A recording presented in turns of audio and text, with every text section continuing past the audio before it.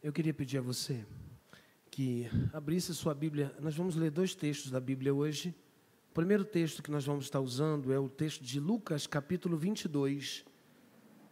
Esse é o primeiro texto que eu vou fazer a exposição introdutória. E depois nós vamos ler João, capítulo de número 13, mais especificamente. Nós estamos fazendo uma série pregando sobre a mesa com Jesus.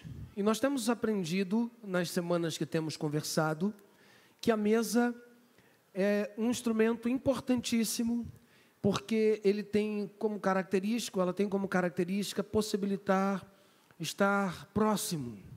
Geralmente estamos a 1 metro de alguém sentado à mesa.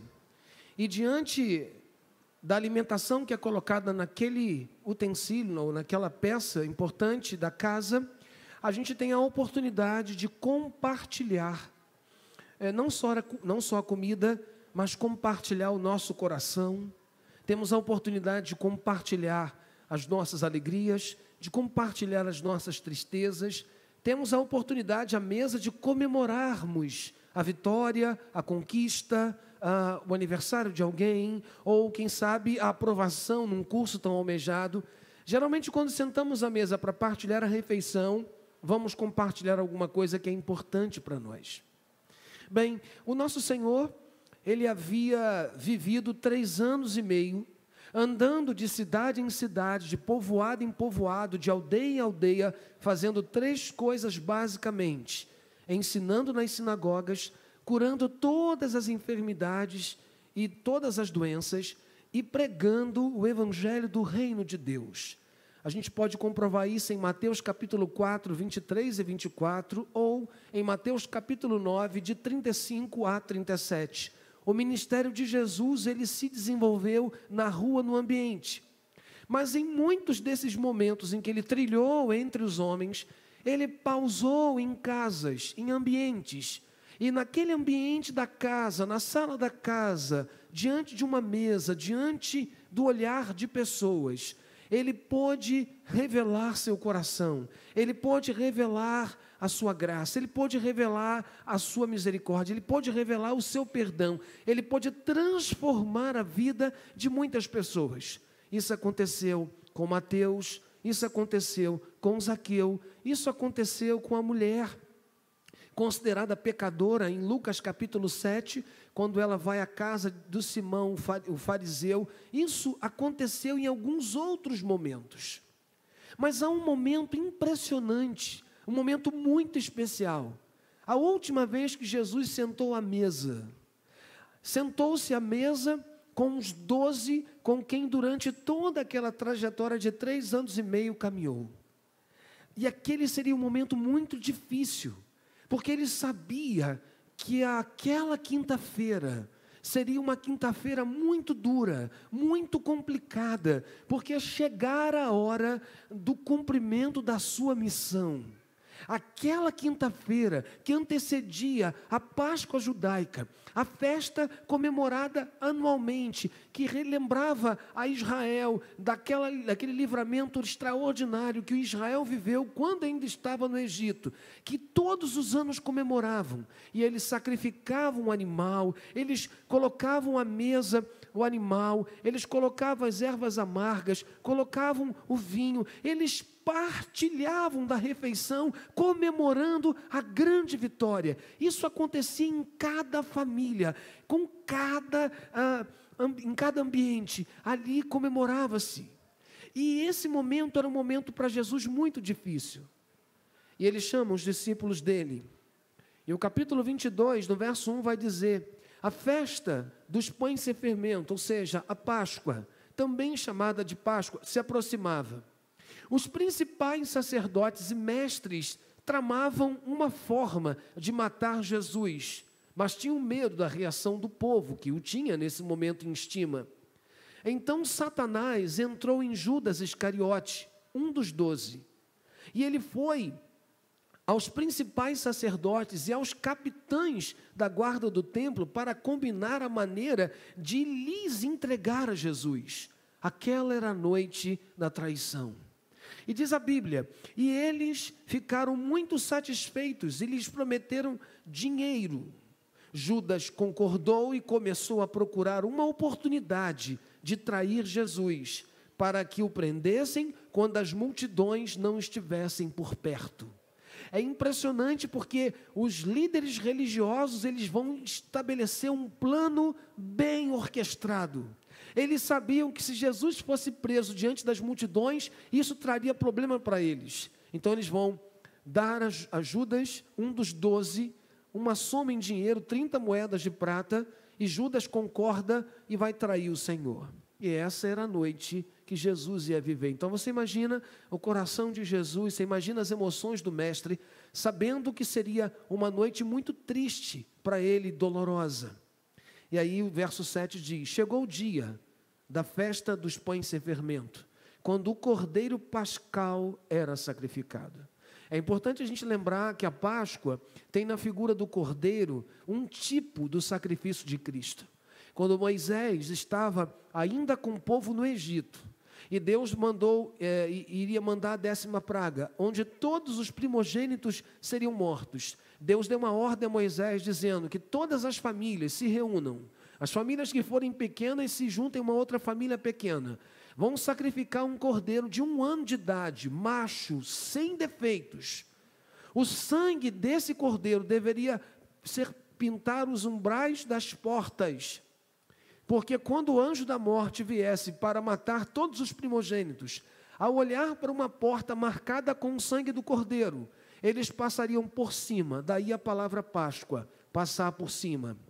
Então, todas as vezes, nesse dia da Páscoa, que acontecia uma vez por ano, entre março e abril, a Bíblia ensina para a gente que o cordeiro era sacrificado. Mas aquela Páscoa seria uma Páscoa diferente. Ela seria uma Páscoa que marcaria também o início de uma nova celebração. Porque naquela Páscoa, o sacrifício tão esperado, tão aguardado, prometido por Deus desde o Éden, aconteceria. E por isso, Lucas narra dessa maneira. Jesus mandou Pedro e João na frente e disse, vão preparar a refeição da Páscoa para que comamos juntos. É interessante, naquele dia difícil, naquele momento difícil, naquela manhã, naquela tarde, aquela noite, Jesus, sabendo de tudo o que ia acontecer com ele, manda os discípulos prepararem a mesa, porque seria a oportunidade deles sentarem à mesa e de partilharem juntos a refeição. Os discípulos não tinham noção exata do que ia acontecer. Talvez na cabeça deles fosse apenas a comemoração de uma Páscoa. E o texto diz assim, onde o Senhor quer que a preparemos? Perguntaram.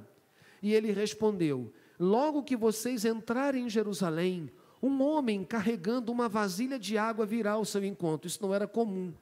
Quem carregava as vasilhas de água eram as mulheres, não os homens. Mas Jesus vai dar uma indicação muito clara para que eles soubessem exatamente a quem encontrar, porque a casa onde eles compartilhariam aquela última Páscoa seria uma casa que já estava preparada. E diz o texto, ele respondeu, logo que vocês entrarem em Jerusalém, então, um homem carregando uma vasilha de água virá ao seu encontro, sigam-no. Na casa onde ele entrar, diga ao dono, o mestre pergunta, onde fica o aposento no qual a refeição da Páscoa, no qual comerei a refeição da Páscoa com meus discípulos? Ele os levará a uma sala grande, no andar superior, num terraço, que já está arrumada. Preparem ali a refeição. Eles foram e encontraram tudo como Jesus tinha dito. E ali prepararam a refeição da Páscoa. É importante que você entenda o ambiente dessa Páscoa.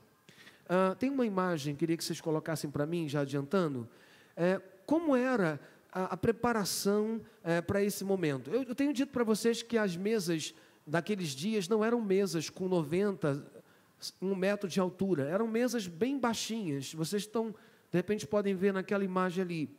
As pessoas não se sentavam em cadeiras para compartilhar a refeição. Elas quase que se deitavam como se elas estivessem num divã. E é interessante porque eles se colocavam no sentido diagonal. apoiavam o corpo no cotovelo esquerdo, e aí eles quase que deitavam, a cabeça ficava quase na altura, e ali eles comiam. É interessante porque naquele ambiente onde tudo vai ser preparado, o que eles encontraram? Eles encontraram uma mesa. E aí eles vão preparar a refeição, vão colocar todos os utensílios à mesa, eles vão colocar o prato, o copo, vão colocar a vasilha onde estaria o vinho, vão colocar as vasilhas que vão receber as ervas amargas, o ambiente onde o cordeiro vai ser colocado para que eles pudessem compartilhar, e também colocar uma coisa muito importante ali. A entrada daquela casa ou daquele ambiente se colocava uma jarra com água, como se fosse um balde com água, colocava-se também uma toalha, onde as pessoas que chegassem, ou seja, no ambiente onde elas chegassem, teriam seus pés lavados. Porque você imagina, a posição que eles ficavam, não tinham asfalto naquelas estradas, eram estradas empoeiradas, usavam sandálias de couro, então você imagina, depois de um dia de caminhada, suor, poeira, não é uma combinação tão agradável. Então, imagina quando uma pessoa chegava a casa, a primeira coisa que eles faziam era lavar os pés das pessoas. Era um ato de excelente receptividade. O anfitrião, ele tinha a preocupação de acolher bem, e a primeira parte era lavar os pés, ungir a cabeça da pessoa que chegava com um perfume, era sinal de excelente receptividade. O que Jesus faz aqui é pedir aos discípulos para prepararem tudo, e eles prepararam. E o que a gente vai ver? Em determinado momento, diz a Bíblia, quando chegou a hora, verso 14, Jesus e seus discípulos tomaram lugar à mesa. Quando chegou a hora daquele encontro, Jesus e os seus discípulos todos tomaram lugar à mesa, ou seja, se inclinaram à mesa. Possivelmente tinha ali uma almofada, tinha ali uma esteira. O texto vai mostrar para a gente que eles simplesmente se acomodaram à mesa, no ambiente da comunhão. Jesus dizia: estava ansioso para comer a refeição da Páscoa com vocês antes do meu sofrimento. E aí eu chamo a sua atenção para o primeiro aspecto. Quando você está à mesa com alguém, você tem a oportunidade de abrir o coração para aqueles que estão com você à mesa e compartilhar aquilo que está no seu coração. Jesus é o anfitrião daquela refeição. É Ele que está oferecendo aquela refeição. E quando eles estavam à mesa, a primeira coisa que Lucas vai fazer questão de destacar, que ele vai dizer da alegria de estar com eles ali, naquele momento difícil, e ele vai dizer, antes do meu sofrimento. Talvez os discípulos não entenderam de imediato o que ele estava dizendo, mas ele começa aquela refeição dizendo para eles, olha, hoje vai ser um dia difícil, hoje vai ser um dia complicado, e eu preciso estar à mesa com vocês, eu preciso compartilhar a refeição com vocês, e preciso compartilhar meu coração com vocês. É uma coisa muito importante a gente entender isso. Quando estamos à mesa com Jesus, nós temos a oportunidade de ouvir o Senhor. Nós temos a oportunidade de ouvir o Senhor, revelando o seu coração, revelando a sua vontade a nós. Isso é um privilégio para aqueles que andam com Jesus, porque à mesa com Ele, no ambiente da comunhão, você poderá ouvi-lo, revelar a você a sua vontade, o seu querer, aquilo que está no seu coração. E o texto diz, pois eu lhes digo, agora que não voltarei a comê-la, até que ela se cumpra no reino de Deus. Jesus está dizendo para aqueles discípulos o seguinte, essa refeição com vocês é a última, porque a próxima, com esse mesmo sentido, nós vamos fazer no reino. E eu vejo aqui uma coisa muito importante, não era apenas com aqueles, mas com todos aqueles que um dia também pela fé crescem nele como nós cremos.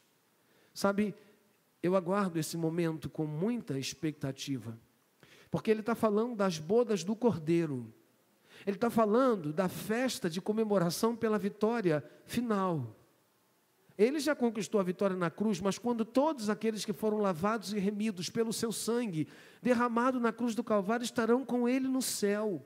nas bodas do Cordeiro, onde todos aqueles que foram lavados e remidos estarão assentados à mesa. Agora não mais num ambiente com preocupações, com angústias, com anseios, mas na mesa com Jesus, comemorando a vitória eterna que nós haveremos de desfrutar. Então, ali naquele ambiente, ele não somente expressa a alegria e o seu coração, mas revela uma importante verdade. Um dia, eles estariam com ele lá na eternidade, compartilhando da vitória eterna. Um dia, nós também estaremos com ele no céu, comemorando a vitória eterna, que foi um dia conquistada na cruz do Calvário, e nesses tempos tem sido proclamada pela Igreja do Senhor, através do Evangelho, e toda pessoa que é alcançada pela graça do Evangelho de Deus, torna-se discípulo e discípula, e recebe a partir disso o direito de sentar-se à mesa um dia com Jesus na glória celestial, para comemorar a vitória final sobre o pecado, sobre o diabo, sobre a carne, ou seja, sobre o mundo, a vitória sobre tudo e sobre todos, para desfrutar de uma vida plena e eterna na eternidade. A mesa com seus discípulos, ele revela o seu coração, mas ele também revela os planos do futuro, ele revela o que vai acontecer. Mas ele continua. E ele vai dizer assim de uma maneira muito, muito especial. E é interessante quando a gente consegue entender esse processo de Jesus compartilhando a sua palavra conosco. Ele vai dizer o seguinte: então tomou um cálice de vinho e agradeceu a Deus. Depois disso, tomem isto e partilhe entre vocês. A mesa do Senhor é a mesa da partilha da vida, da aliança, da comunhão. É a vida compartilhada por Ele. Mas ele continua ainda dizendo, depois da ceia, ele continua dizendo, então, tomem isso e partilhem entre vocês, pois não beberei vinho outra vez até que venha o reino de Deus. Tomou o pão e agradeceu a Deus. Depois partiu e deu aos discípulos, dizendo, este é o meu corpo entregue por vocês. Façam isso em memória de mim. Depois da ceia, Jesus tomou o cálice de vinho e disse, este cálice é o cálice da nova aliança, confirmada com meu sangue, que é derramado como sacrifício por vocês. Eu quero chamar a sua atenção, porque é exatamente nesse momento, à mesa com o Senhor, que Ele vai instituir a ceia, que Ele vai instituir o memorial que nós hoje comemoramos a cada encontro, quando estamos vivendo isso. A ceia, ela foi instituída naquele dia, assim como a Páscoa era a festa judaica que apontava para a libertação do cativeiro egípcio. Ele estava inaugurando uma comemoração, uma festividade que seria pela sua igreja, pelos seus discípulos e discípulos, praticada a cada encontro. E é muito importante entender, porque ele vai usar a figura de dois elementos. Ele vai pegar o pão e vai dizer, este pão aqui, ele representa o meu corpo, que vai ser sacrificado por vocês. Este cálice contendo o suco da uva, o vinho, representa o meu sangue que será dado por vocês. O que eu quero chamar a sua atenção é que ele vai mostrar para a gente que uma vez sentado à mesa, porque fomos alcançados por Ele e por sua graça, nós iremos compartilhar de um momento de profunda intimidade.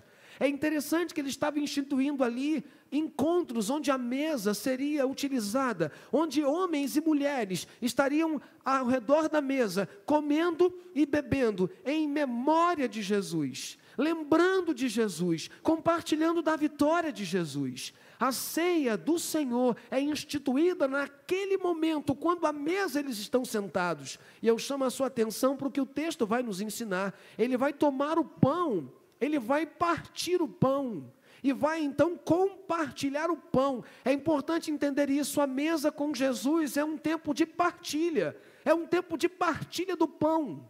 E não é simplesmente um pedaço de pão que você vai experimentar. A partilha do pão representa o vínculo que temos com Jesus. Mas após partir partirem o pão, o que é que eles compartilharam? Eles compartilharam aquilo que estava à mesa. Eles comeram a refeição. Eles comeram a refeição. E eu tenho ensinado isso há alguns anos à igreja. A ceia do Senhor não é simplesmente quando você come um pedacinho de pão ou bebe um pouquinho de cálice contendo o suco da uva. A ceia do Senhor representa aquele momento em que nós estamos à mesa como corpo de Cristo para compartilhar uns com os outros aquilo que vem do próprio Senhor. Não era simplesmente o pão representava, mas depois de partilhar o pão, eles comeram a refeição. E eu imagino que por mais difícil que fosse aquele momento, para Jesus, havia alegria no coração dos seus discípulos que ainda não haviam entendido tudo o que estava acontecendo. É importante a gente entender isso, que sentar-se à mesa com alguém para partilhar a ceia é um símbolo de vínculo, é um símbolo de aliança, não somente com Jesus, porque a aliança é com Ele, mas também a aliança uns com os outros, porque o mesmo corpo que foi sacrificado, crucificado na cruz, por mim foi por você, e é por conta do sacrifício que nós estamos unidos um ao outro, e podemos sentar à mesa um com o outro, para não somente compartilhar do pão, mas para compartilhar da nossa vida. E eu gosto demais da expressão, façam isso em memória de mim. Todas as vezes que vocês sentarem à mesa, vocês vão lembrar de mim, vocês vão lembrar do que eu fiz. Quando você senta à mesa com alguém, você tem a oportunidade de partilhar com essa pessoa aquilo que você tem, e ela partilhar com você, numa mesa de comunhão e de relacionamento. Depois que eles comeram a ceia, depois que eles comeram a refeição, o texto diz que eles tomaram um cálice. E aí Jesus deu o cálice e disse, este cálice é a nova aliança no meu sangue. Quem é que pode partilhar do cálice, do pão e do cálice? Todo aquele que foi alcançado pelo perdão de Deus em Cristo Jesus. E a ceia precisa ser para a igreja um ambiente festivo, de comemoração, porque se estamos à mesa para compartilhar a refeição em memória do Senhor, significa dizer que fomos então alcançados pelo seu perdão. Ele estava revelando isso para os discípulos que talvez naquele momento não conseguiram entender profundamente o que estava acontecendo. Mas posterior àquele momento eles entenderam e começaram a compartilhar isso com alegria. E a igreja de Cristo também precisa entender isso, porque quando estamos à mesa para compartilhar da refeição, da ceia do Senhor, em memória dEle, precisamos entender o que isso representa. Isso representa a nossa reconciliação, isso representa a nossa redenção, isso representa a nossa comunhão com Ele e com os outros. E isso representa que hoje nós partilhamos da aliança com o Senhor. E os discípulos entenderam isso. Não talvez naquele momento, mas posterior a esse momento, eles entenderam. Mas foi à mesa, sentado à mesa, que Jesus começou a ensinar verdades espirituais extraordinárias. Foi à mesa com os discípulos que Jesus abriu o coração para se revelar, revelar seus sentimentos, revelar seus pensamentos, revelar seus planos. É à mesa com o Senhor que temos a oportunidade de conhecer o seu coração, de conhecer os seus pensamentos, de conhecer os seus planos. E Ele tem prazer em revelar aqueles que são seus. O verso 21 vai dizer o seguinte: mas aqui, partilhando da mesa conosco, está o homem que vai me trair. Mas aqui, partilhando da mesa conosco, está o homem que vai me trair. Meus irmãos, esse momento é dramático, porque com quem Jesus está sentado à mesa? Ele está sentado à mesa com seus discípulos. E quem são os seus discípulos? São aqueles homens que andaram por 3 anos e meio, que foram testemunhas oculares de tudo que Jesus fez e ensinou. E Jesus senta-se à mesa com o coração aberto. Mas Jesus sabia muito bem o que cada um daqueles homens fariam com ele naquela noite.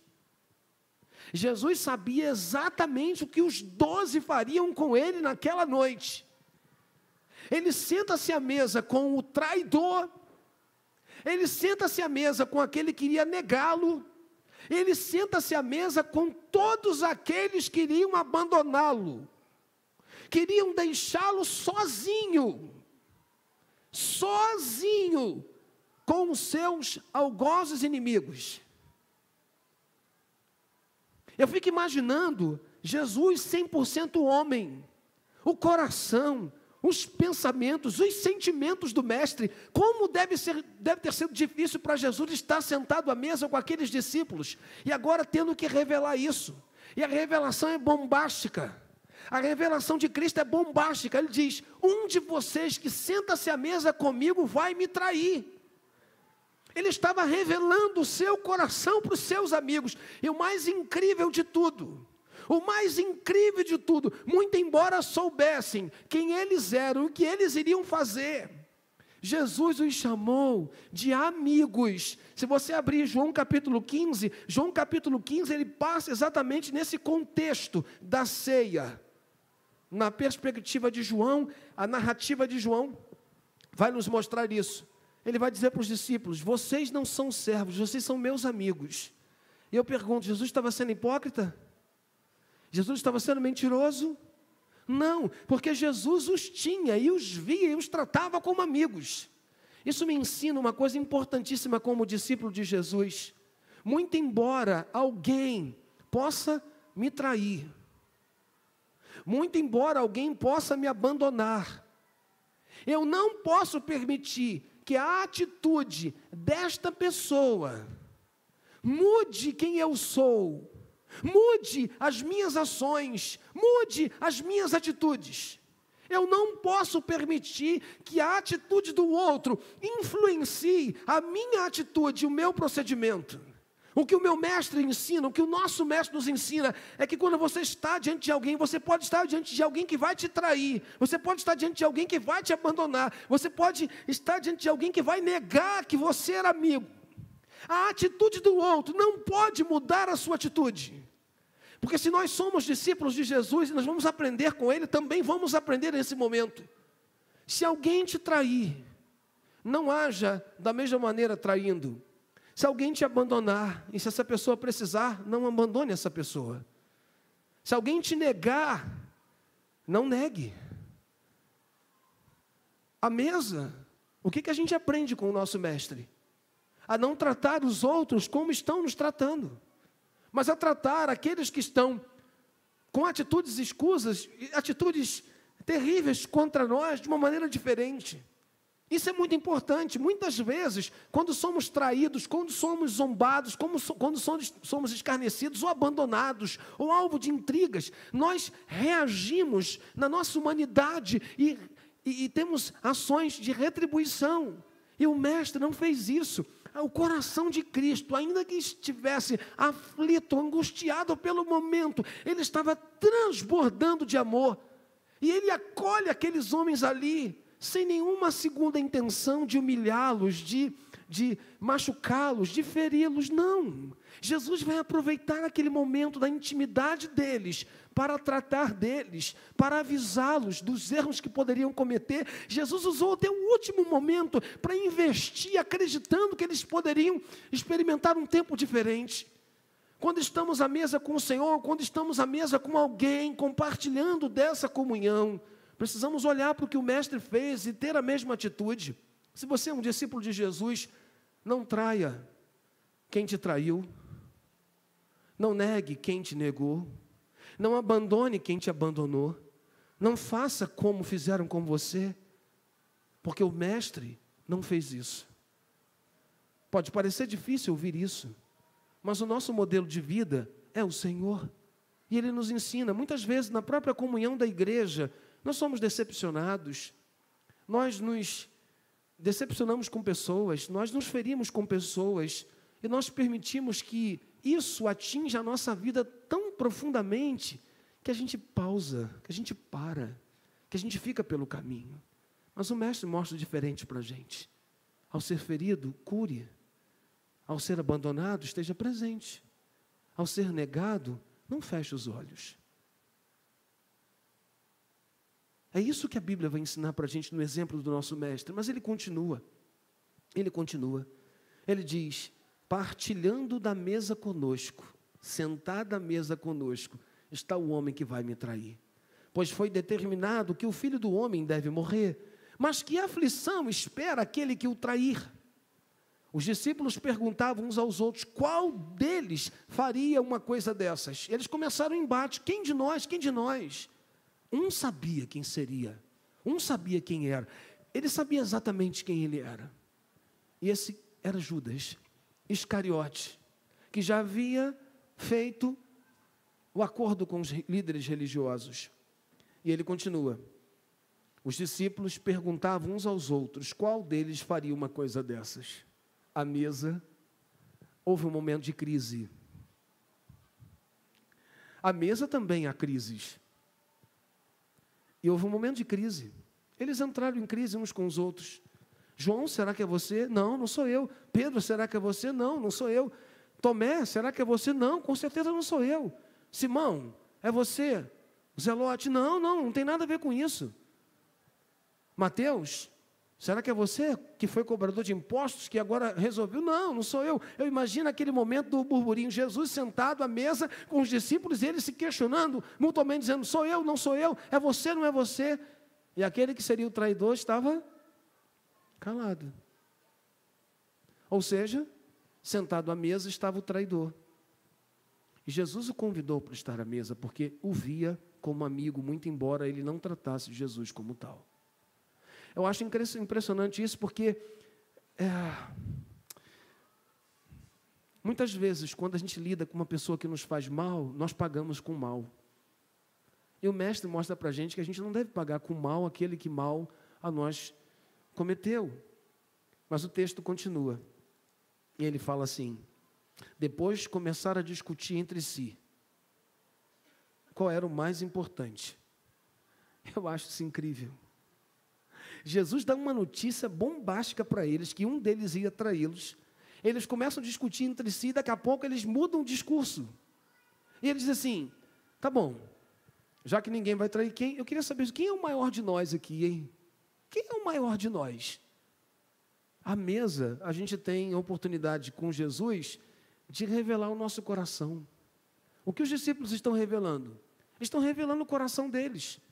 Porque na cabeça deles, no reino haveria alguém maior. E eles vão estabelecer um princípio aqui bem engraçado até. Eles vão dizer, e olha que interessante a percepção que eles tiveram.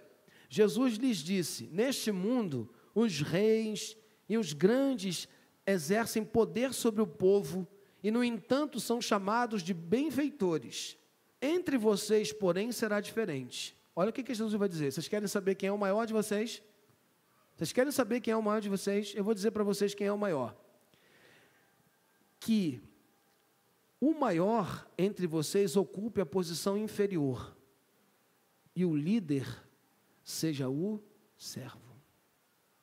À mesa com Jesus, ele vai dizer como ele esperava que os seus discípulos se portassem quando estivessem em contato com a sociedade.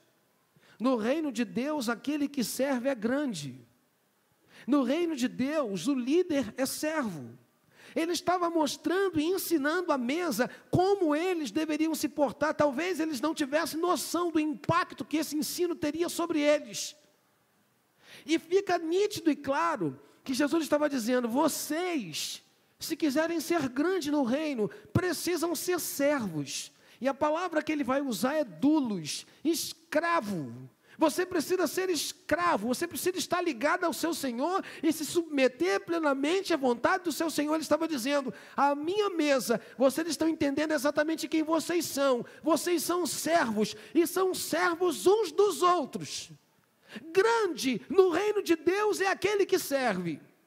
E essa é uma lição extraordinária. Momentos antes de voltar, ele estava dizendo aquilo que ele, Jesus, era.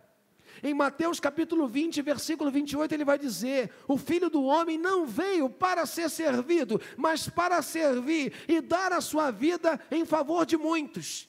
Ele estava dizendo, se vocês querem ser grandes, sejam servos. Se nós queremos ser importantes, se nós queremos ser especiais, se nós queremos ser reconhecidos, que sejamos servos uns dos outros.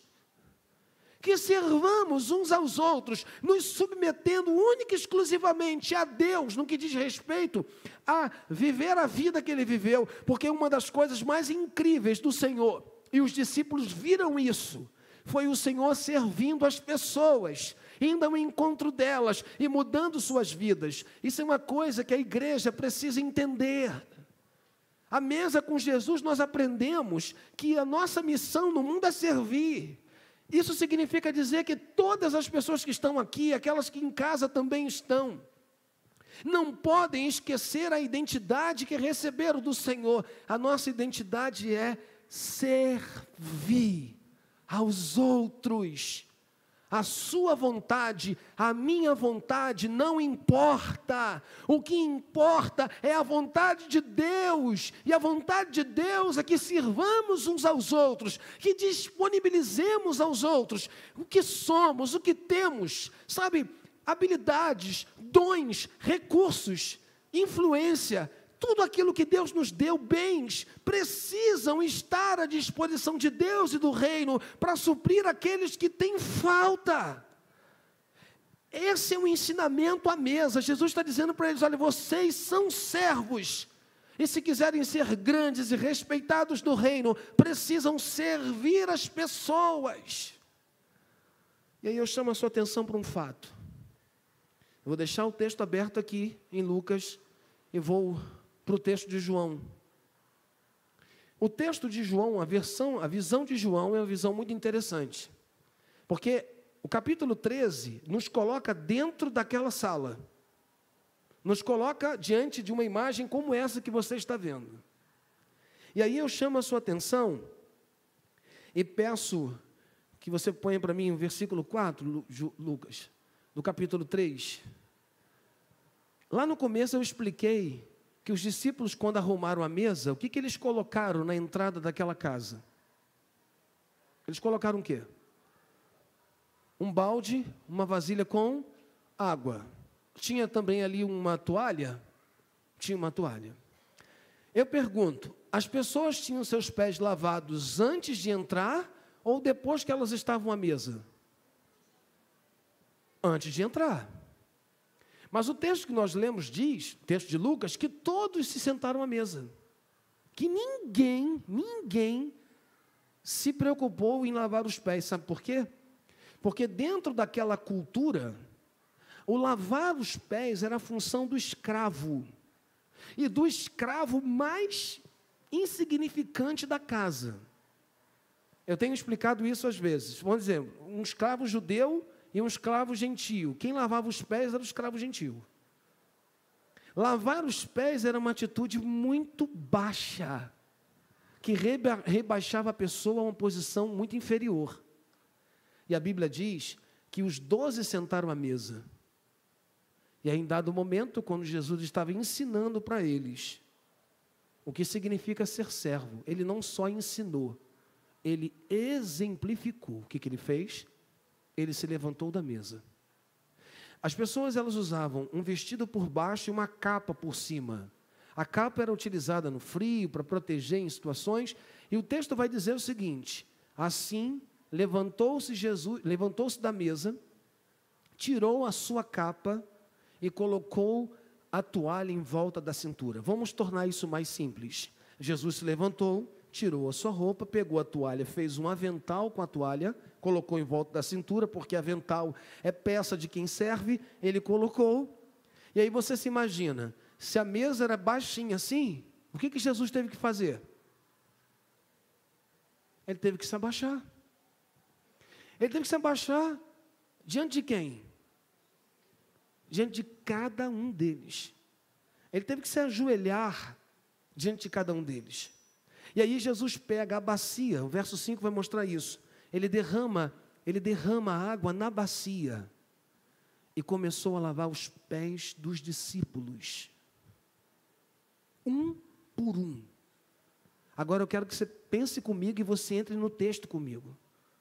De um lado estava Judas, do outro estava Pedro, o traidor, o negador, e ao redor estavam todos os discípulos que o abandonariam.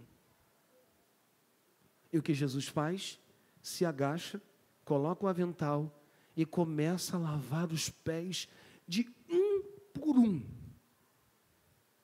Um por um. E é interessante porque quando chega em Pedro, Pedro fala assim, não, Senhor, os meus pés você não vai lavar, não. Os meus pés o Senhor não vai lavar. E Jesus falou o seguinte, se eu não lavo os teus pés, você não tem parte comigo. Então, Senhor, não lave só os pés, pode lavar o corpo inteiro. Bem, Pedro.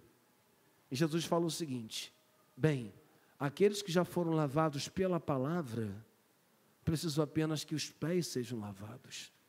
Olha que coisa linda. Vocês já foram lavados pela palavra. Mas aqueles que foram lavados estavam sendo preparados porque eles iriam falhar. E Jesus vai mostrar que pessoas que foram lavadas pelo sangue, que foram redimidas, elas, se não mantiverem os seus olhares nele, poderão cometer erros e falhas.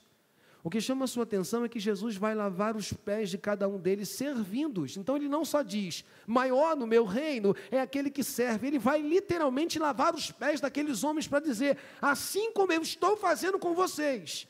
E eu tenho certeza que eles não entenderam aquilo plenamente naquela hora, mas depois que Jesus foi preso, que Jesus foi crucificado, eu tenho certeza que aquela imagem veio à mente desses homens. Eu tenho certeza que eles se viram ou se lembraram de Jesus lavando os pés, um por um, com humildade. Eu chamo a sua atenção para algumas coisas. Primeiro, ele tirou a capa. Ele tirou aquilo que impediria. Se você quiser servir no reino de Deus, você precisa tirar a capa da altivez, do orgulho, da vaidade, da soberba, sabe, da projeção. Você precisa tirar essas capas que por vezes impedem você de servir e fazem você escolher a quem servir. Nós não podemos escolher a quem servir, porque se Deus coloca diante de você uma pessoa necessitada, independente do que ela tenha feito a você ou não, se ela está diante de você e se você tem os recursos para suprir as necessidades dela e abençoá-la, você deve fazer isso, por um ato de obediência ao Senhor. Então é tempo de tirar a capa. Talvez nessa noite você esteja ouvindo isso esteja confrontando você, atingindo o seu coração como uma agulha, porque você diz, não, eu posso ajudar as pessoas, mas eu ajudo aqueles que me ajudam. Eu sirvo aqueles que me servem, eu abençoo aqueles que me abençoam, eu não abençoo aqueles que me maltratam, eu não abençoo aqueles que me abandonam, eu não abençoo aqueles que me traem, ou que me traíram. Bem, se esse é um conceito que você tem no seu coração, é hora de você virar a chave, porque esses conceitos não podem continuar no seu coração, porque eles não estavam no coração do nosso Senhor. No coração do nosso Senhor, Ele nunca perdeu a essência de quem Ele era. E sabe o que eu acho mais fantástico do meu Senhor, do nosso Senhor? Eu acho isso extraordinário. Cara, enquanto homens querem ser deuses, Jesus foi o único Deus que quis ser homem. E quando Ele foi homem, Paulo diz em Filipenses 2, verso de número 5, 6, 7 e 8, Ele esvaziou-se a si mesmo. Ele abriu mão das suas prerrogativas divinas, sabe? De usar os seus poderes como Deus. Ele vai assumir a forma humana. Ele vai se humilhar a assumir forma humana como a minha e a sua. E o texto vai dizer que depois de se tornar homem, ele vai se fazer servo. E a palavra no original é doulos. Ele vai se fazer escravo de todos.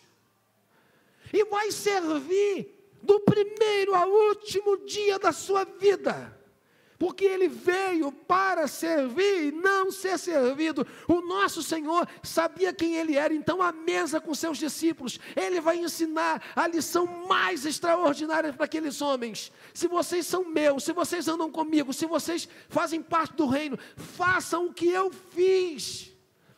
Vistam o avental, se ajoelhem, pegue nos pés empoeirados e lameados, pegue nos pés mal cheirosos e lavem-nos. E lavem-nos.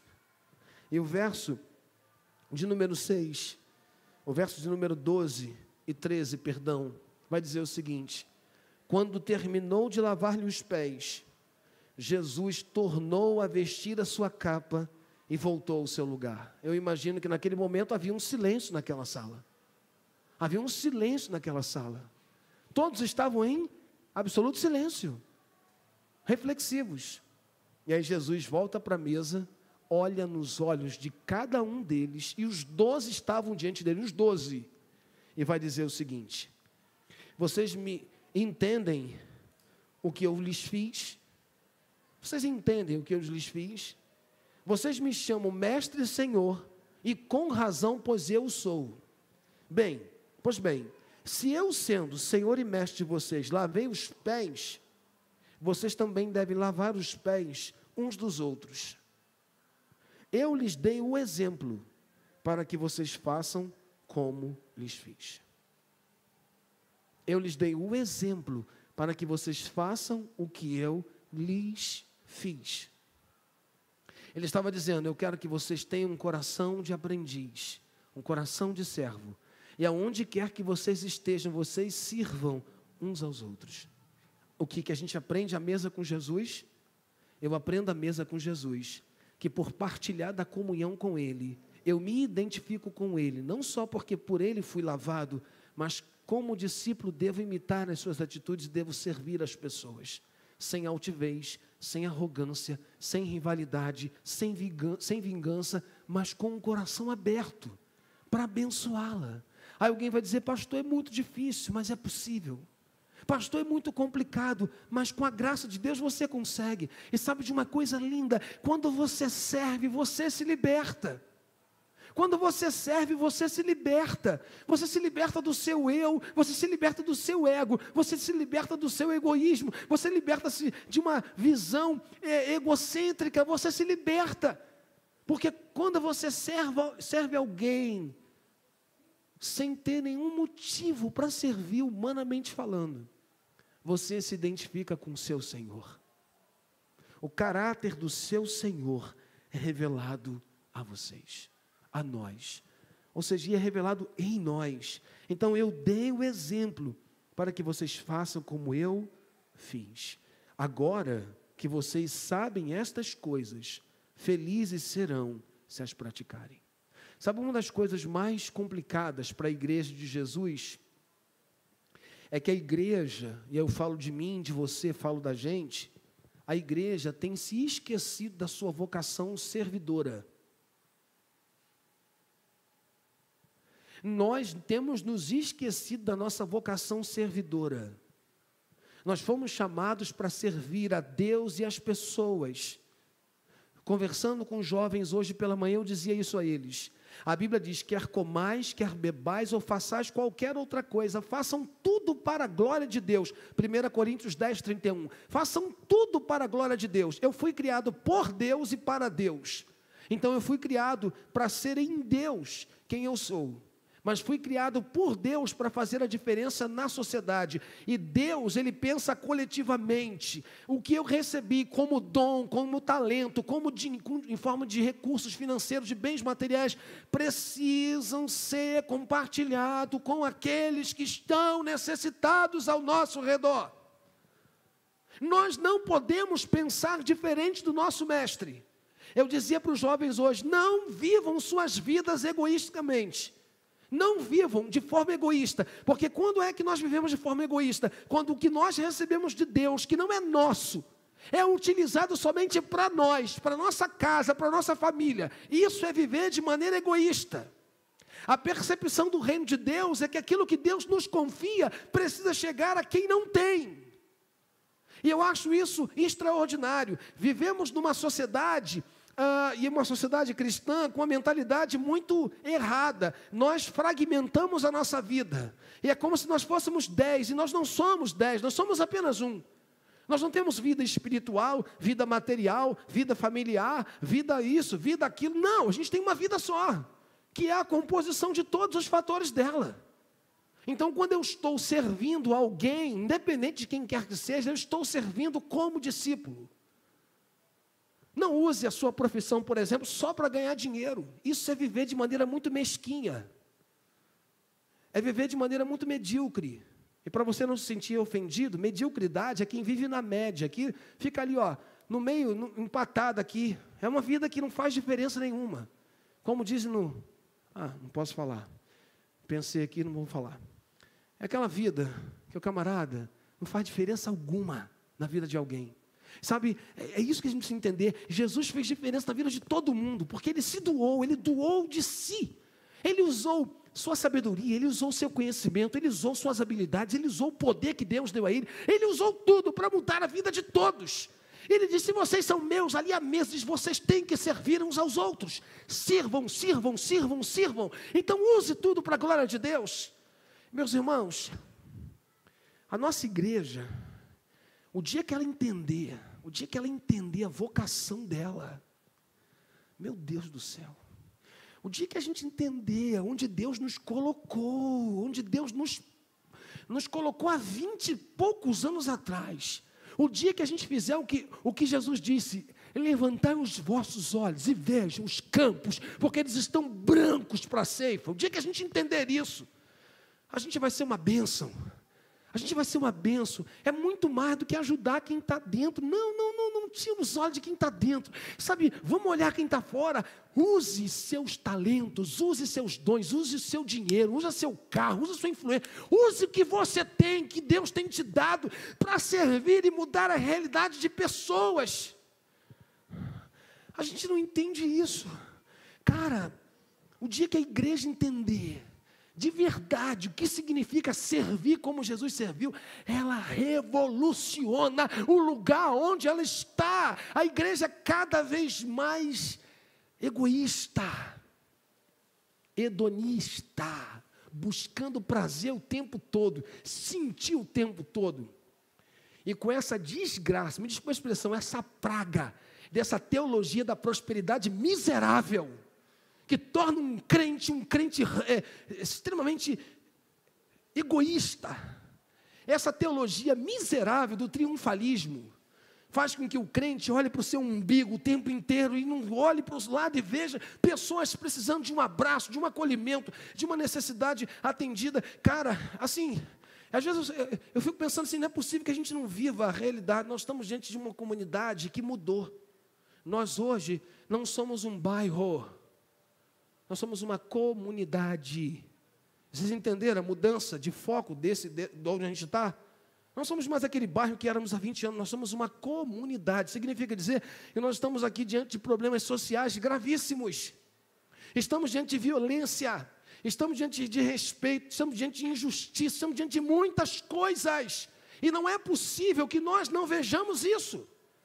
Para usar o que Deus nos confiou, que colocou em nossas mãos para servir as pessoas, sem dizer, eu estou cansado, eu estou isso, eu estou aquilo. Não, tire os olhos de você, coloque os olhos de uma criança, que por conta de diversas situações, não sabe ler, não sabe escrever. Se ela não sabe ler, não sabe escrever, ela vai ser adolescente daqui a pouco e ela não tem perspectiva de vida. Cara, não é possível que nós não entendamos isso. Pastor, eu não tenho tempo para poder ajudar, mas você talvez tenha recursos para pagar um reforço escolar. Talvez você tenha dinheiro que Deus te dá para você pagar uma escola melhor. Talvez você tenha habilidade para melhorar a qualidade de vida dessa pessoa.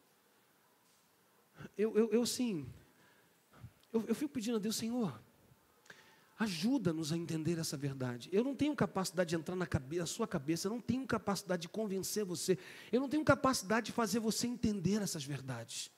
Mas eu sei que o Espírito Santo tem. A nossa vida confortável não é aqui. Eu não estou dizendo que você não possa ter uma vida confortável, não é isso. Estou dizendo que o foco não pode estar no conforto aqui. Porque a nossa vida confortável faz nos sentar numa vida totalmente egoísta e egocêntrica. Jesus está dizendo, sirvam uns aos outros, sirvam uns aos outros, sirvam uns aos outros, sirvam uns. Ele está dizendo, olha para quem está do teu lado, olha para a necessidade, vai ao encontro, ajude, ajude, ajude. Isso não pode ser apenas uma audição que está falando para os caras ali. Eu servi vocês. Sirvam, sirvam, sirvam, sirvam, sirvam. E se você se cansar, Deus vai te fortalecer. E se seus pés estiverem cansados, Deus vai te levantar. E se suas mãos estiverem caindo, Deus vai te erguer. Sabe a motivação? Não olhe. Porque não me agradeceu. Porque não me disse obrigado. Porque não fez.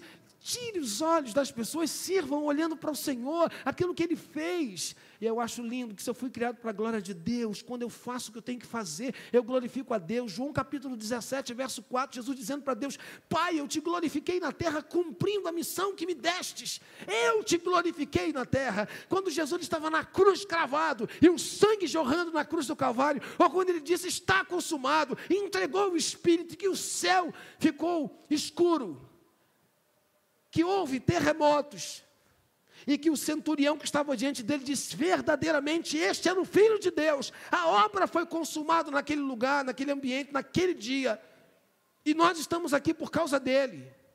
Então eu peço a você, use a sua vida, use seus recursos, use suas habilidades, use a sua influência, olha para quem está do seu lado, sem ter acesso, e faça alguma coisa. Não espere: pastor, qual é o ministério que você me indica? O ministério que eu te indico é o ministério da rua. Vai para a rua. Vai para a rua. Vai para a rua. Como é que eu descubro meu ministério? Olhe para as pessoas na rua. Olhe para as pessoas. Veja lá. E aquilo que Deus fizer, seu coração fazer assim, pronto, encontrou o ministério. Se dedique. Faça a diferença. Pastor, mas aí, ore a Deus. Deus vai mandar o recurso. Sabe, para esse negócio de ficar esperando quem? Esperando Jesus voltar? Não espere Jesus voltar, não. Faça alguma coisa, faça alguma coisa, faça alguma coisa. Felizes serão se as praticarem. Sirva, sirva, sirva, sirva, sirva, sirva. A mesa, ele ensina a servir. Que horas tem, Carlinhos? 8h30. A mesa, sirva. Eu vou perguntar para vocês aqui. Tem alguém aqui satisfeito com a vida de serviço a Deus e ao reino? Satisfeito?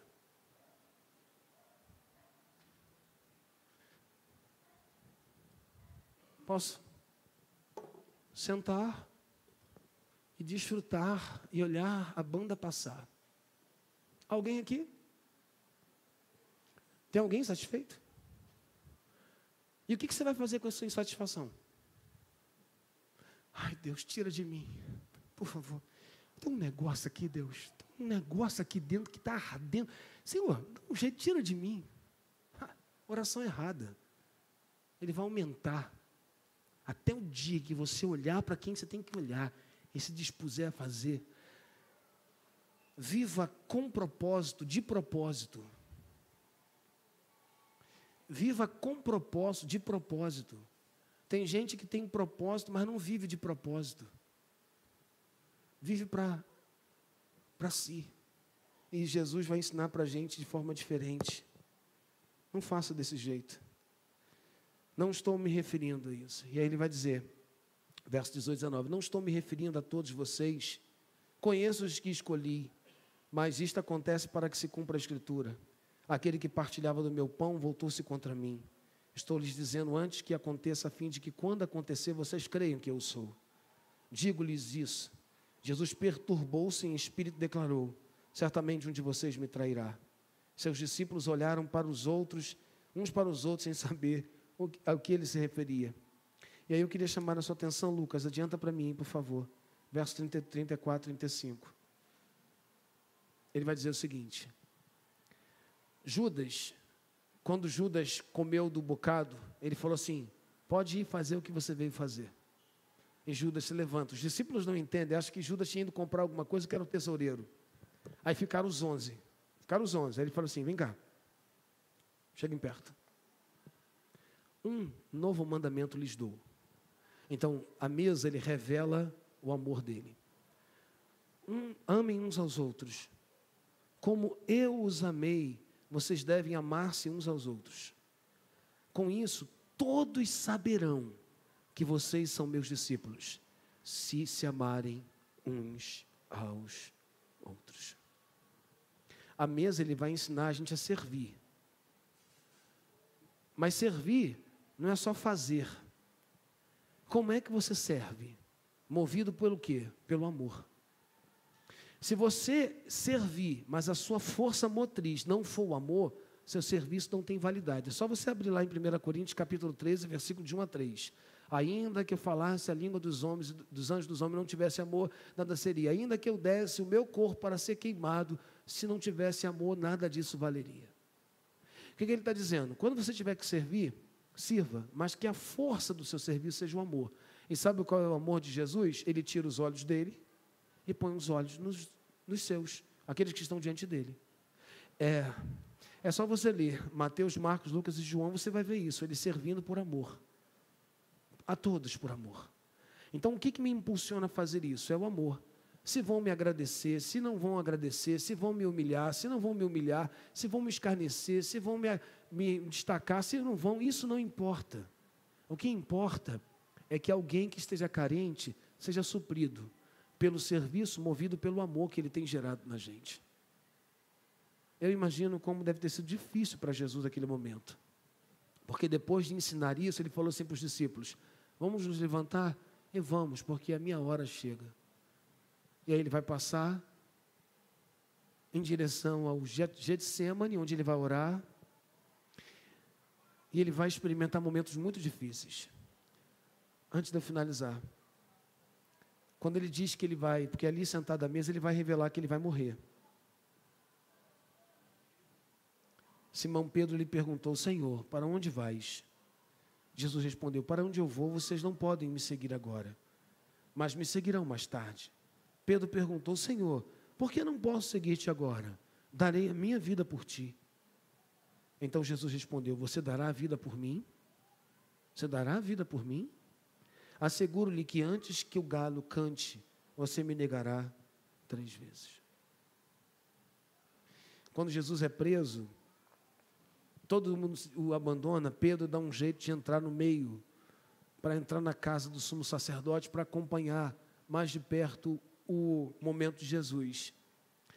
E esse texto para mim é muito emblemático, porque quando Pedro está sentado assim, diante de uma fogueira, para se aquecer, o que vai acontecer?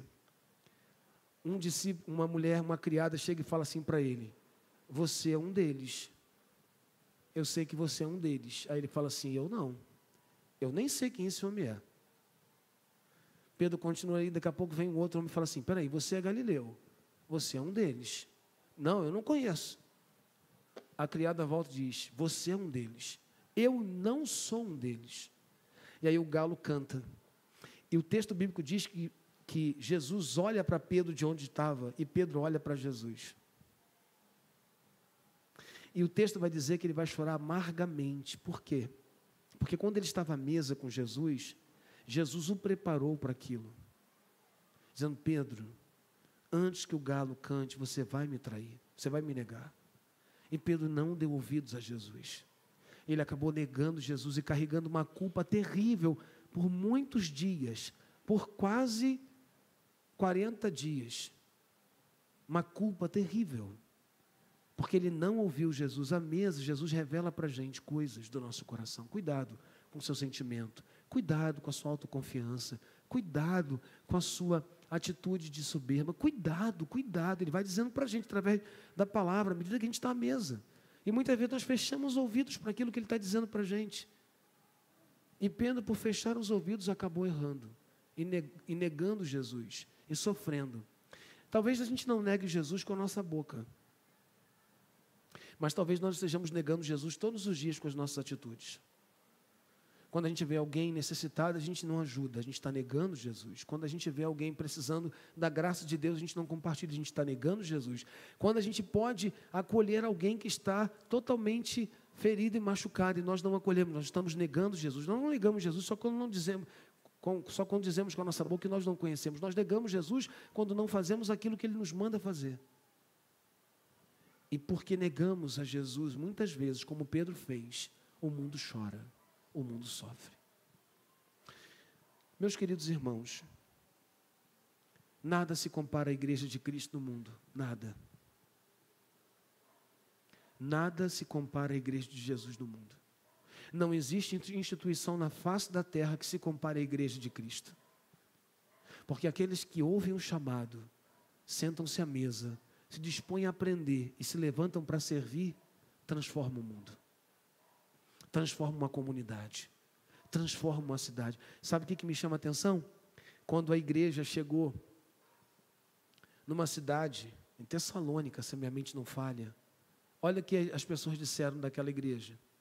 Eis que aqueles que estão alvoroçando o mundo chegaram também até nós. Uma igreja precisa alvoroçar a sua comunidade com as ações do reino de Deus. E quando isso vai acontecer, quando Carlinhos, Beto, Jefferson, Flávia, quando Adélia, quando Tânia, quando Cirleia, Hércules, Marcos, Adriana, Vitória, Cláudia, Flávia, Ayla, Raíssa, quando Célia, Léo, Luana, quando Vanessa, quando Lene, quando Vânia, quando Leilane, quando Lúcia, Ilídia, Celso, quando Emanuel, Leandro, quando Adriele, quando Júlio, Breno, Denise, Jennifer, Alain, Alice, Flávio, Juliana, Valdeia, Edilene, Helenice, Carlinhos, quando Tinho, Cristiana, Mateus, Fabelcino, Ana Paula, Ingrid, Fábio,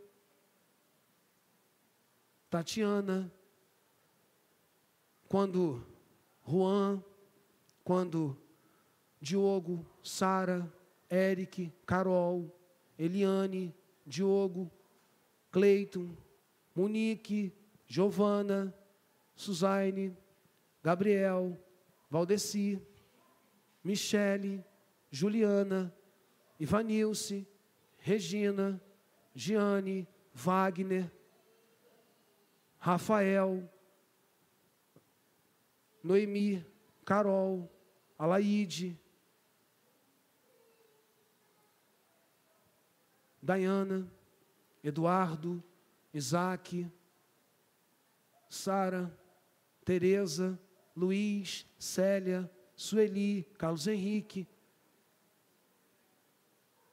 Deise, Sabrina, Senira, Ana Paula, Júnior, Rosane, Antônio Carlos, Keles, Clemilda, Tereza, Sônia, Aninha, Priscila, Zálima, Sheila, Renato,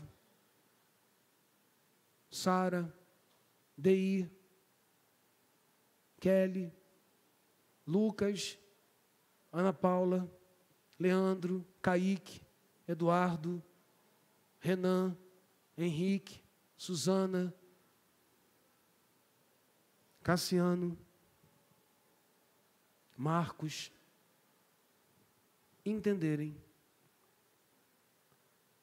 que a mesa a gente aprende com o Senhor o valor da união, da unidade, mas do serviço motivado pelo amor e da capacidade de obedecê-lo para fazer a diferença no mundo. E a gente precisa sair daqui hoje com uma resposta a Deus.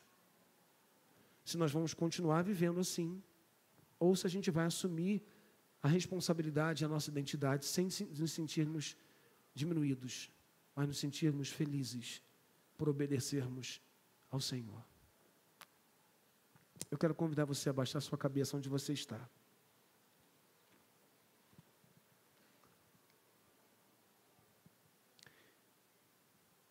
E queria pedir a você para falar com o seu Senhor. Você está à mesa com o Senhor nessa noite. Ele está nesse lugar. Imagine que você esteja à mesa com Ele. Você está à mesa com Ele. E Ele está dizendo para você o quanto você é importante, especial, e o quanto Ele precisa contar com você.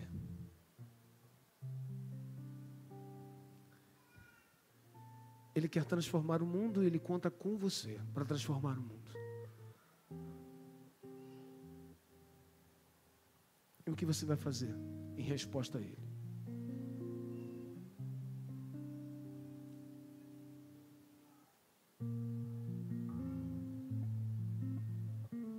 que você vai fazer?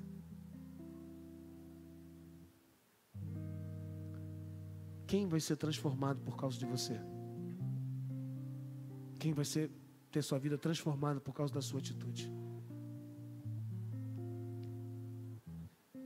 A sua vida será de sacrifício, como foi a dele.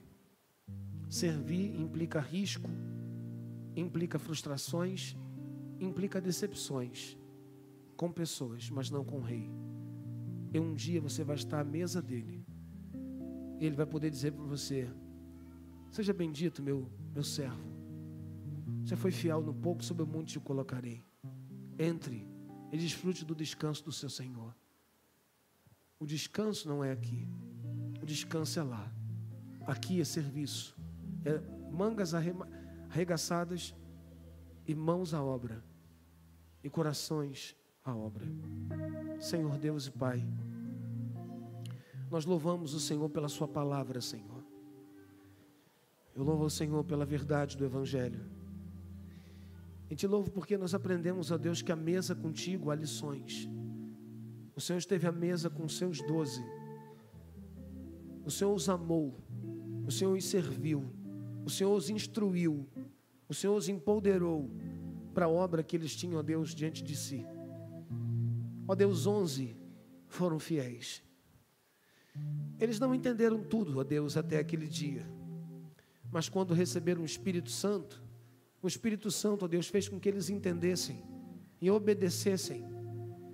E, ó Deus, de 12 homens, com mais 120 que seguiam o Senhor teu Filho em Jerusalém, eles avançaram por toda a Jerusalém, Judeia, Samaria, e chegaram, ó Deus, até os confins da terra.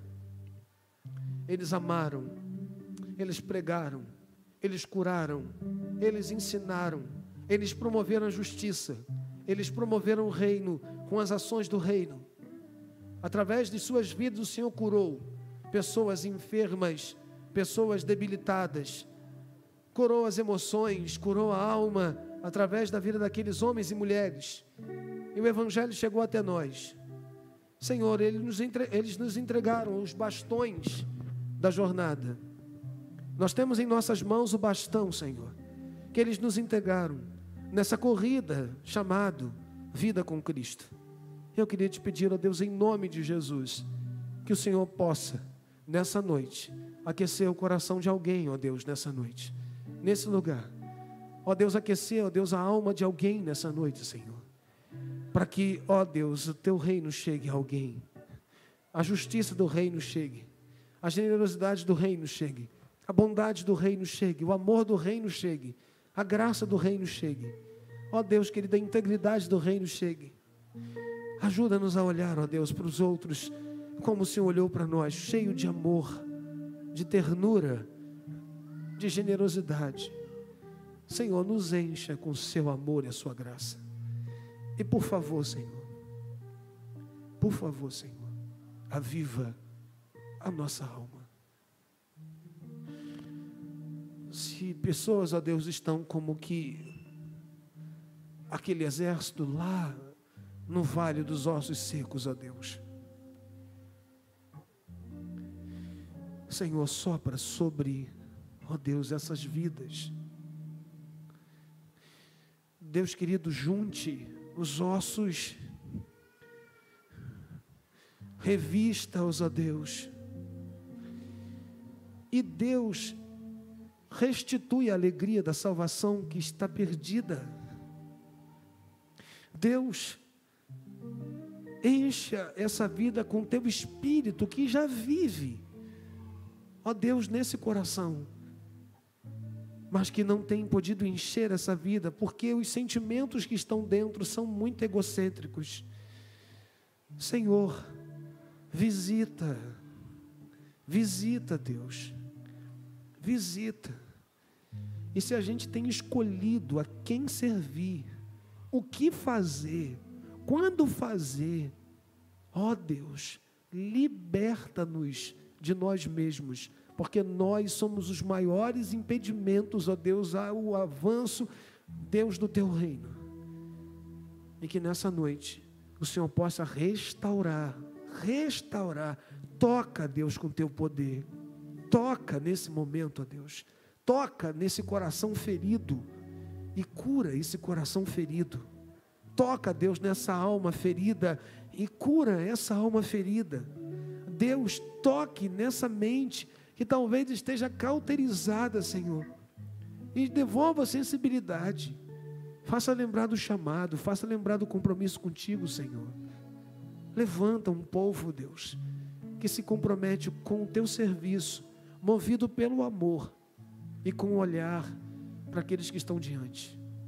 Ó Deus, em nome de Jesus, em nome de Jesus, levanta pessoas nessa noite, levanta acomodados, levanta abatidos, levanta, ó Deus, pessoas que estão desconectadas, levanta pessoas, ó Deus, que já serviram ao Senhor, que já dedicaram suas vidas ao Senhor, que não mediam esforços para servir o teu reino, ó Deus, e que perderam totalmente a motivação, porque talvez olharam para o lado, Senhor. Ensina-nos, ó Deus, a entender que quer comendo, bebendo ou fazendo qualquer outra coisa, precisamos fazer tudo para a glória do seu nome. Em nome de Jesus, levanta um povo para servir ao Senhor, hoje e sempre. Amém e amém.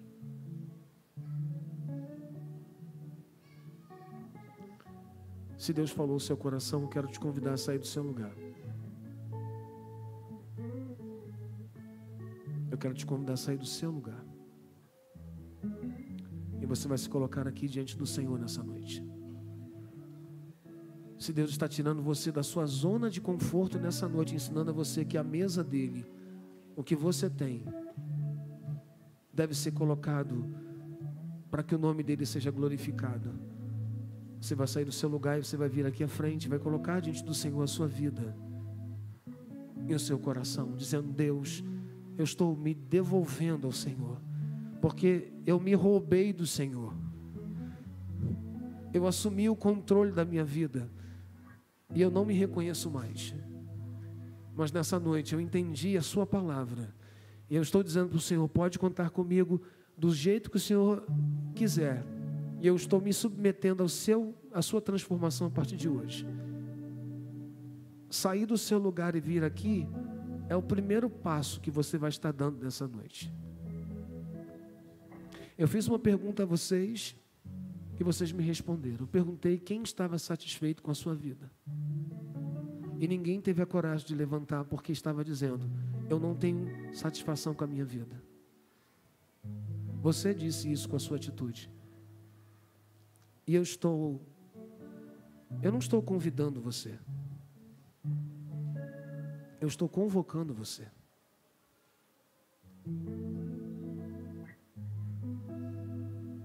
Eu não estou convidando você, eu estou convocando você.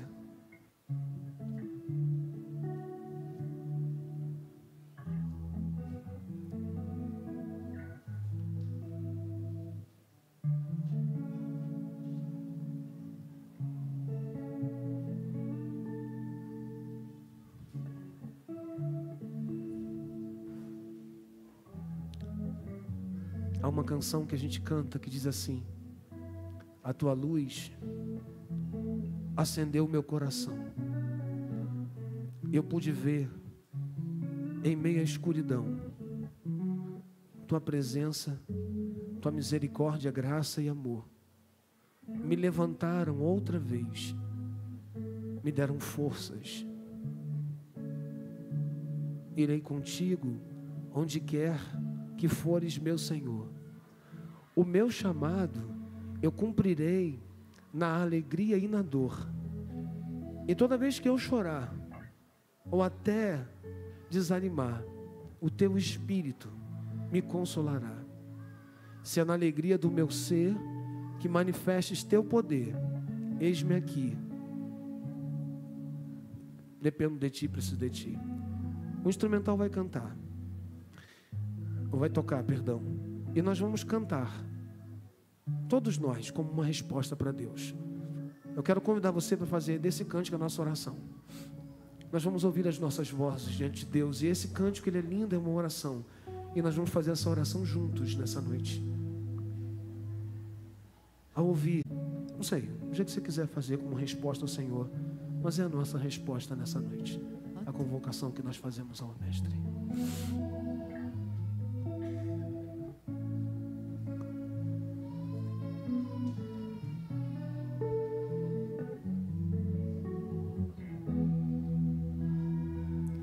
A tua luz acendeu meu coração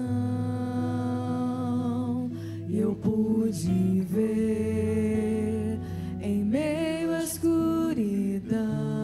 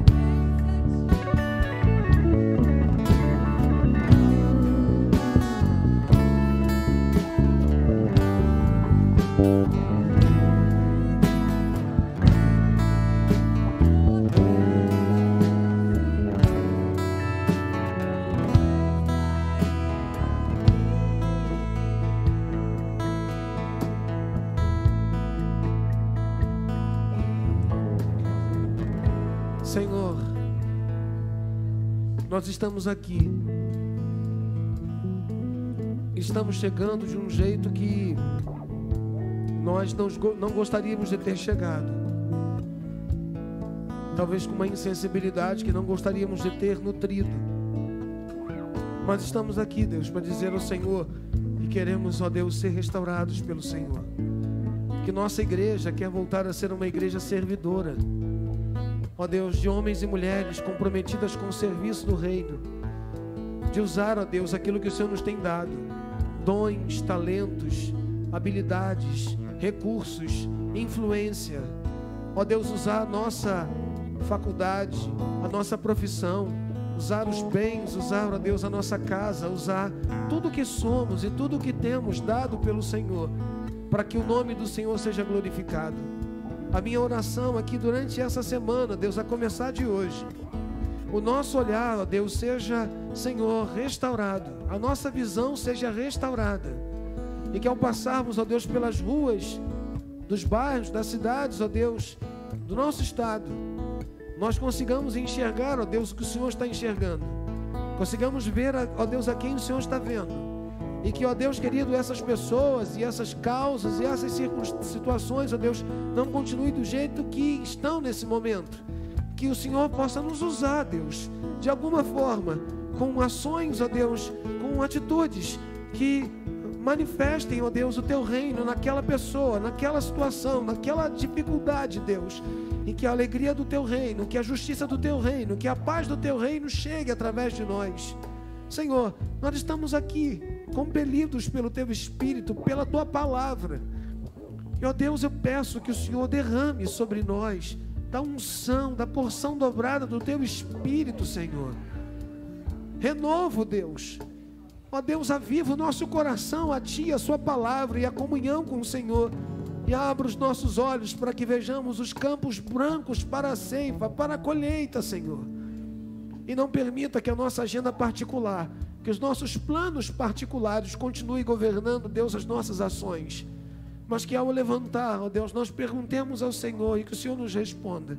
Senhor, o que o Senhor estará fazendo hoje?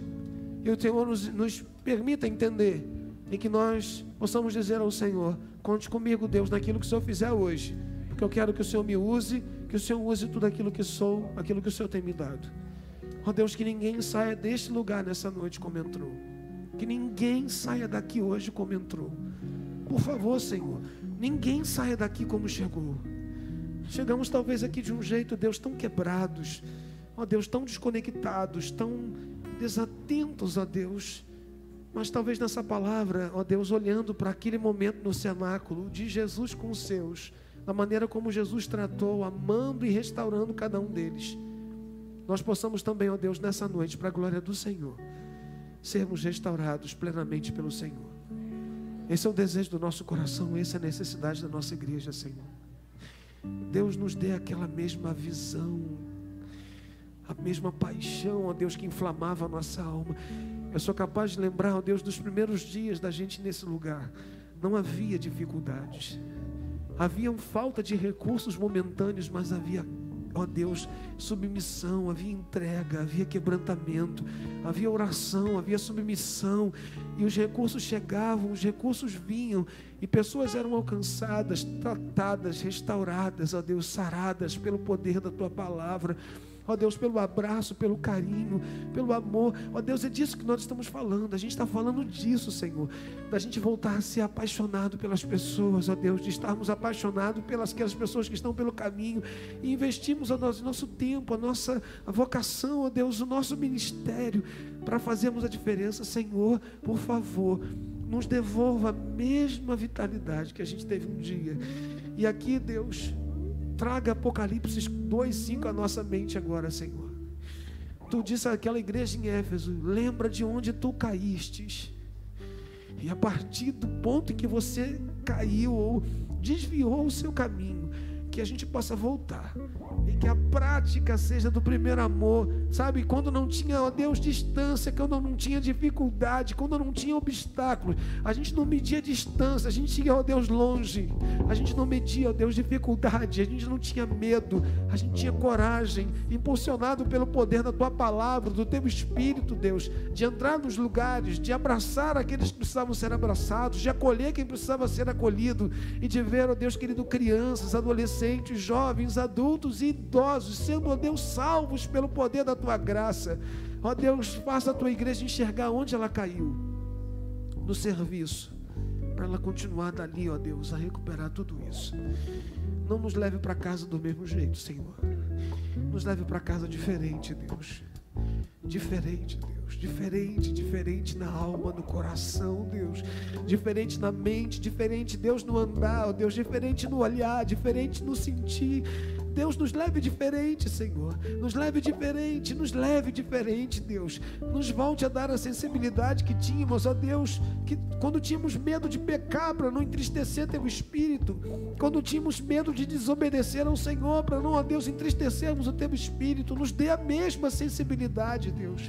E se um de nós, ou qualquer um de nós, foi cauterizado, perdeu isso, perdeu, ó Deus, o anseio pela santidade, pela obediência, pela fidelidade, pelo compromisso contigo, com o Teu reino, nessa noite devolva o nosso coração, Senhor. Eu sei que vai ser difícil reajustar a agenda, reajustar a vida, reajustar, ó Deus, a dinâmica, mas que o Senhor possa nos lembrar disso e a gente consiga fazer, ó Deus, para que a gente volte a ser aquela igreja vibrante, ó Deus, amante do Teu reino, aquela igreja servidora, aquela igreja comprometida. Desperta os líderes, desperta os liderados, desperte os ministérios. E eu oro e intercedo por esta comunidade, ó Deus, chamada Mundel. Deus, nós amamos esse lugar e por isso estamos aqui. Nós amamos as pessoas desse lugar, ó Deus. Ó Deus, nós amamos essas pessoas e por isso o Senhor nos colocou aqui, porque o Senhor as ama. Então não nos deixe desistir das pessoas, ó Deus, porque tem violência, porque, ó Deus, tem imposição de poder, ó Deus, porque existem tantas dificuldades, ó Deus, que nós lembremos a cada dia da Tua palavra que disse que nós faríamos obras maiores do que o Senhor. Que nós lembremos, ó Deus, que no poder do Espírito Santo do Senhor, nós iremos avançar e iremos fazer aquilo que o Senhor nos confiou. Então revista esta igreja nesta noite, ó Deus, com o Teu poder, com o Teu Espírito, com a Tua ousadia, com a Tua intrepidez, com a Tua coragem, com a Tua unção, Senhor, para que ao sair daqui, nós saiamos cheios do Senhor, do Teu propósito e da nossa missão. Em nome de Jesus. Amém, Senhor. Amém e amém, Deus.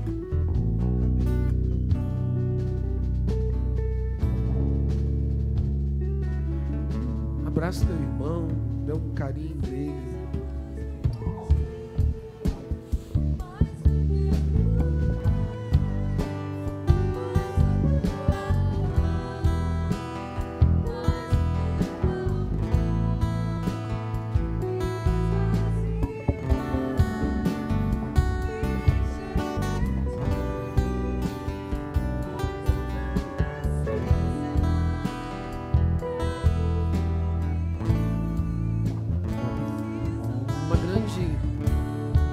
A todos vocês.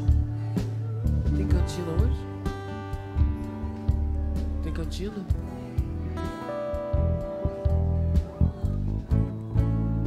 Ao sair, querendo, passe na cantina e continue a comunhão com seu irmão, com a sua irmã.